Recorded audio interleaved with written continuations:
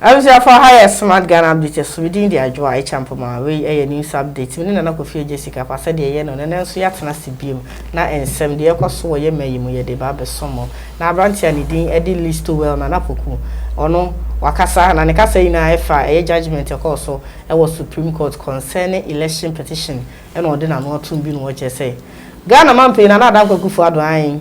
Ye did so ye president. Nemum, listen what you say, your president, or we are. Or a president, a Kunyana, what is on the Ghana for Yamana Kunya, as one cotton so, and where we are, and what the Kunyana so. And some list to a lack and also. Member say a betcha who young put your list to well, then some more can Accra FM citizen show so, ye bam name AJ ever to us. But Raphael says, Bobby, my brother, tell Listo, he should take note that Akufo-Addo is the legally elected president of Ghana and must be accorded the necessary respect. Me nyansa benu message ori ba nyansa benu me tia president makase Akufo-Addo was Ghana president and Israeli president when you Ghana president we abem the qualification no or you from for election thief endorsed by the Supreme Court of our land criminalizing and weaponizing the justice of this country by endorsing thieves. How can you say vote pardon? Obi nipa bako one person's vote. Say obi pardon one vote krana. It announced all the election. Now only maybe I am our judgment in say the justices so even if member will agree that yes there were errors, but errors no any direct effect. Look at that. I don't get it. Nyansa bako credit judgment ni. Me say nyansa abom say the Joseph bako kono. Now we you do your Supreme Court so munkobu atanya e be dey no man say it's not against their person it's not against their person it's against the judgment na making so choose your words carefully say no commander mu ya no okay matima oda dey no me pema enti so we say nipa we or double tongue the court the justices they are double tongue omo kan kre factual and it is very lame for a growing democracy to have such justices. Very lame. In fact, it makes no wisdom to have such persons at the judiciary. Sir, Omuankasa, Muhammad Jinemu say, Jimensa beba be testify. Ni drew wa. Jomahana, the same bisana or person bisano. Obit me busa. Na sa nipa ya can court control. But yeah, affidavit ahodo. Yeah, what dia tum say do sa bre na obeye dia se fata no. Na court na sa be gina mu say yetimi for so no. Wa bra. The Evidence Act no na omudi bu your friend say aten no. E won say ye wo but na sa be ma compel no. Then what is the word subpoena? A federal subpoena so they are who could to black law dictionary. Hey, I just statute to her. I dear mra, you want mra, yeah, and mrano I contradicted the black law dictionary. No, what jamrana to her? You're right at you. I mean, very intelligently, no. Ugumu in any say. I feel you're really, no, and I got a phone, you know, who say, oh, sir. Will be a public servant only accountable to the people of this country. That is the president they have left in our care. It is a judgment na a bar na. It is it smacks of elephantiasis. Just also who born yeah, and your political judgment. The laws of a country should not be used for political gains. Judgment way for political gain. And all the justices, I believe, say whatever they have done, per chachus quotation of the Mamu Jose Adiano, they have sown wind, and the consequences of what they have sown, they will reap a whirlwind. Whirlwind, motiam frama, woko diam frama wo betwa motiam frama say no Ghana for your institution electoral commission they have done that to the police service, they have done that to the military. Say military namha will be a so a military ni can also a very revered institution. That attempt, you know, and I said that way of destroying institutions of state, you know, I wish say a very national discussion. Now you share Sadia ya judgment you the by so now right at you just you need someone in any case, you know, but just in order to get the Supreme Court and the justices to correct the wrongs in their ruling, you know, I'm filing for review. They should go for a review of the matter and lay bare what wrongs there are in the judgment. Okay, thank you. Ghana phone you know say who cry no cry to say press conference. Me agina so me dey hu. Okay. Specialist over the attending camera and 7 day waka bi pa etia na so the comments aba. Na eje. Many aba. List well. Or attention seeker. Really? Or attention seeker.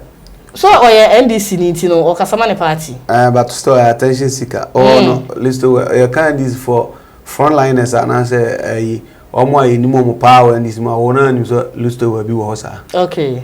Wo kan se mo ache se ye be kwa kwache no na kwa se na abanu intimidating for. Look, mama picking free baby a omo aye no be send in a text message. Say the president is democratically elected, so he should be accorded with all the respect that he deserves. Na akwana ya no say the nyansa be the wom asema ye what no ayi minu aba jimie no ya doso okruma no o da bi nyabotra asem no tie oso mampani ya kromfo no mampani ya kromfo jimie na no odin ma oh abotre da bi kromfo ni jimie de na no odin jimie de se wo suru da bi ni so obi so wo kromfo ani jimie mesi jimie no ya doso me nka so bia jimie mesi jimie no ya doso okruma literally means omampani no se de bibia to nchen a oye pani a wabo breadroom brabi wako ni 80s wako ni 80s aka just about 4 years no 80 years ye to aba no se kufuado ade obi ko gina babi sie nkopeja ballot box nkosi babi ana wo tempo se kufuado akọ center we se chenchena oyisu undemocratic means bi se obi nto aba manana etisi ato abawie so ka say sorry to say so ka say Jimensa kura kromfo anka ebe ha me ben ha bebribi because the conduct election no okay so ka say Jimensa wi aba no kura mo mampani anka en ha dene but to tell our president of Ghana medical kasa kura baiwa otia no ya na ya me no kasa kama ya ye tutotu yansa ko ba ni ade an mu ni ade a ebedrum remne sinyankopon ye wadom na be mampani a some right and wall side no mean to me nya sa right ni bi sa so na bedi mampani bi adako yentia ni nsori ya as the president of Ghana Nana Kofi Adjei Kapa his excellency are ndi awosre bedi mampani anya so ati enti se koba sa respect ana agro bi ana minudi no untumi ni sa agro no protocols bebe you are talking to the first gentleman of the land. Over 30 million people are here. I majority ato abama papa no. Na be transfer wo ye kromfo na den. So say ya nto ama no. Ya nto ama no na ekukuru no nkosi. Wi no de te so. Enti wo so say ampasa ya owiem. Na e ka listo well. Listo na e kan say nya no kura wo say rubbish. Am ko we dey able to prove. Am to prove say ade we nti na chese ya wi abani. The omo kan yan say kwanya ma me fa so declare aba no wrong. Yes, I know what ye. Even before that, grand one can say be. And also, just said the ono krompo a yen she and a tiny say. Yes, say error say by. Let's a call to you guys say errors na a buy and I'm fair effect be a ma a resource na a hot krompo just 1.18. You am do can many the agony in some way. The time I say effect there they are. So one crab a cow be about one effect aba. Hello. Hi. And I know so ntiase. Matiase. Champion. Metiase ba. Se ababa ko ebe kan obi aba ho kura se wo 9 million vote a. wa ko be kan anya 9 million bi be 9.0001 ana no so ntia se enti effect there dey ebi by na mom effect in how heavy it is to have changed the results and the declaration of the presidency. Okay. And there show her. I am not in support of the government. Neither am I in support of the EC. I am in support of Ghana. And a Ghana am in support no. Yeni anu andi sifo ko court no. Me medical ka say stolen verdict ya. Say o adia anka ye wo dia na ye dia fo ya bo usuli ya. E dia komo obi no ya. But so what do you see a real? No one to me and Purana, so see a real why you should prove it. The entity answer section 63, section 3, then, my American of us, you're wrong. Were they able to prove figures? I just a Mahama, Enya say na Akufu, the other can say, Ubia, okay, Dianco Traban for fraud. Dianco Traban for fraud, what is your point? O cancer and engineer, sorry you. Are you General Secretary Cotton list where now or Casano? General Secretary Cotton Supreme Court one was even able to prove 1 point. What is the visa and the money to me and one a chair say and pass it they were ready to battle the court. Those and figures I don't have. Those figures I don't have. Figures I say I didn't come with it. Opia we General Secretary.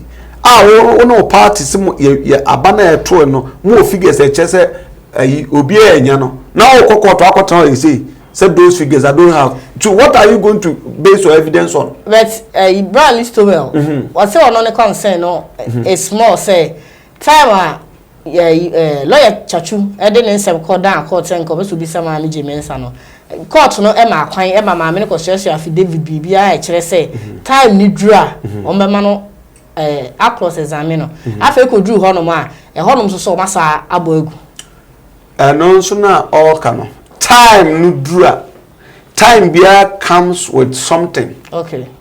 Ebre bia wade a eba wo se ye mani parma na bibisa na questions and the court says say mre no so say e wo so bibisa na questions a ye be mo bibisa no ebre na ebe so no say you come with evidence e chese wo se bibisa na sam Ebre so say you have your figures that is contradicting what the EC also have.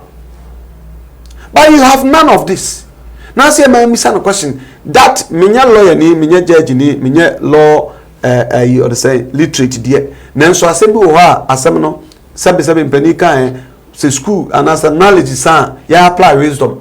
So what you say wisdom mu no me no otwemanso akora ba oye isi oye ma meje mensa ana kofaye NDC ni ode akọ se me na memfa se me na me ma yato abayi wo yato abayi me ana kofa de ma akọ Jack ho se Jack enkan kire me se abana me wo de amame no manwini okay no ba ya kofa na wo ya ode ba ya kire se abano obi anwini wo here or those figures I don't have.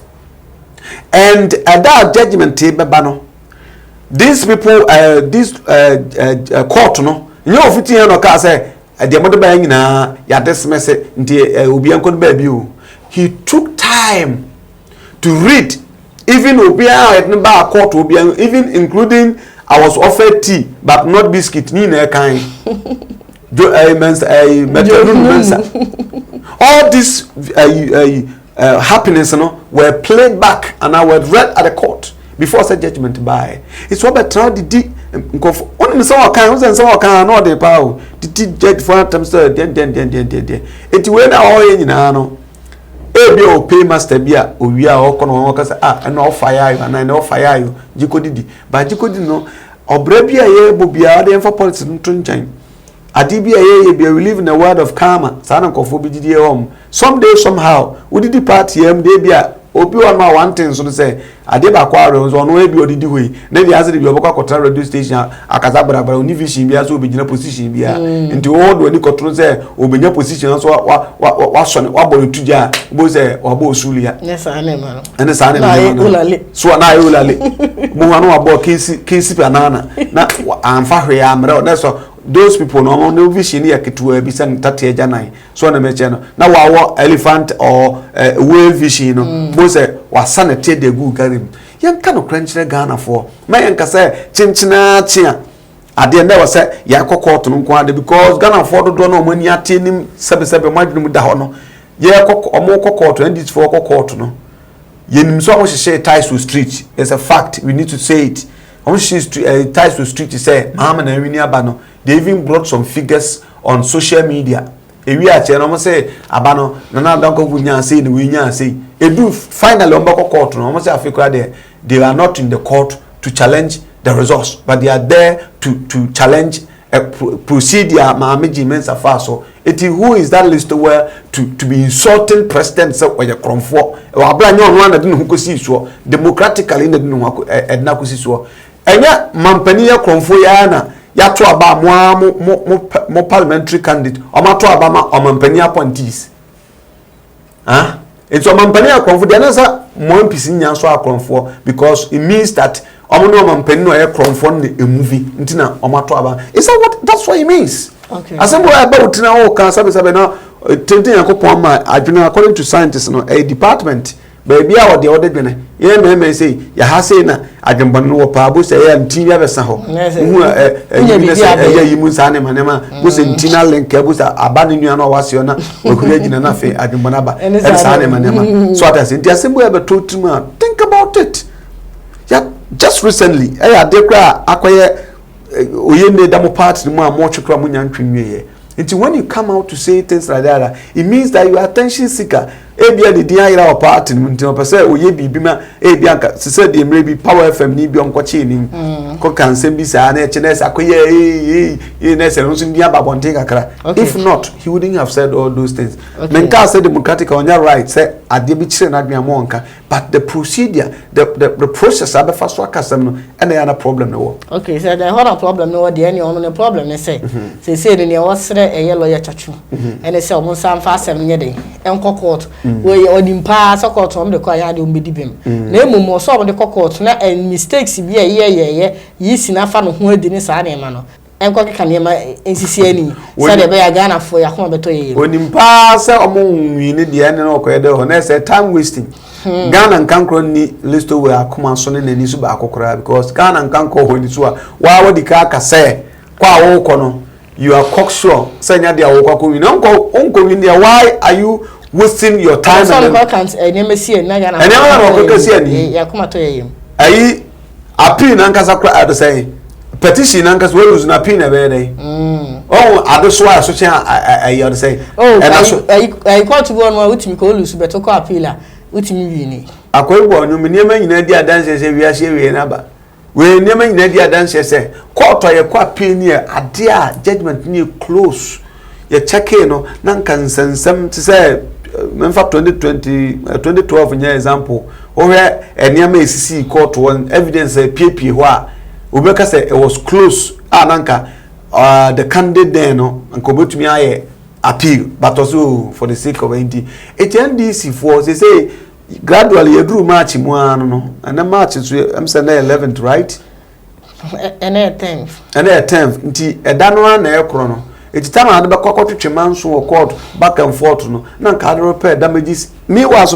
part na kasa create them e jeta party mu a list to when tinjana e koso ne ohun because kono anko wini na si jano so share akosia how do you do me I don't wish that to happen because one party per Ghana ha sebi prejudice and sem hunu be doso so at say there was a part no we ko no we aba no akwa homework no aba sa na ye de na ko basa ba ko taba e bubu a na say oye dokote no obia ho sa kumfa yakum sa gum beba chese hwan gum enim ko why nti e ba sa no a ense da emwa nti na oso mo hwe no mo repair damages the cracks na esu part o mo hwe no repair because court tom ko ene there said these are the reasons why some discerning members of the party who's the leadership in the omo hwambo nti omo call for the heads of them say yem pamo mu nyina enti listo we no sansam donte ana no so ntia hye ene ase mi listo we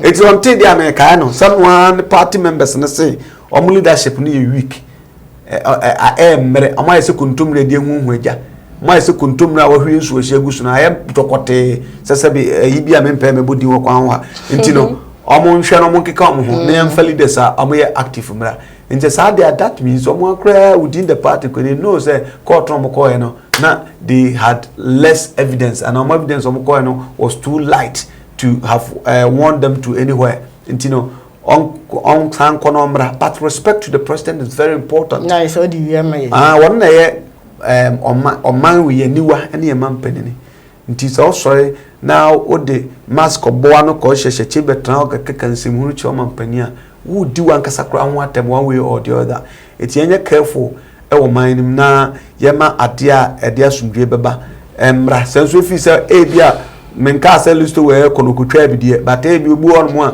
o untwe pressure to hu so okoba bi sa na okotwitwa bi wantwitwa bi so akoye niam bi musi edi akire na se na niso aye hyehye na ho ye na bi edi akire oh so bu ha musi edi akire musi edi akire na se ama na niso aye beja kakra nti se wo be koba bi na fi se sa na ma nyama wa nkwapi ase nyama nkotwa bi na musi edi akire so enkonko miemia bi e be kansem a e bi a later no ubenu ho so wonya kan mfa mama wi yenyina ya witness the voice are very powerful once it enters the air there's nothing you can do about it unto reverse ni biem it say it's easier said than done odo no can be very easy yes atian mu yesi abrosan o ewiem saa nso be cement agugo na kwa mame ata mabroni yes Danage restaurant and washing base michia mame anope mafio pa ewie mafio na me bompa esi nyankopon ema bibia enkoye kama pa mfama manzesi all right ebuziafo ye de mosia say ya na the comment about say dem dike kan earlier on no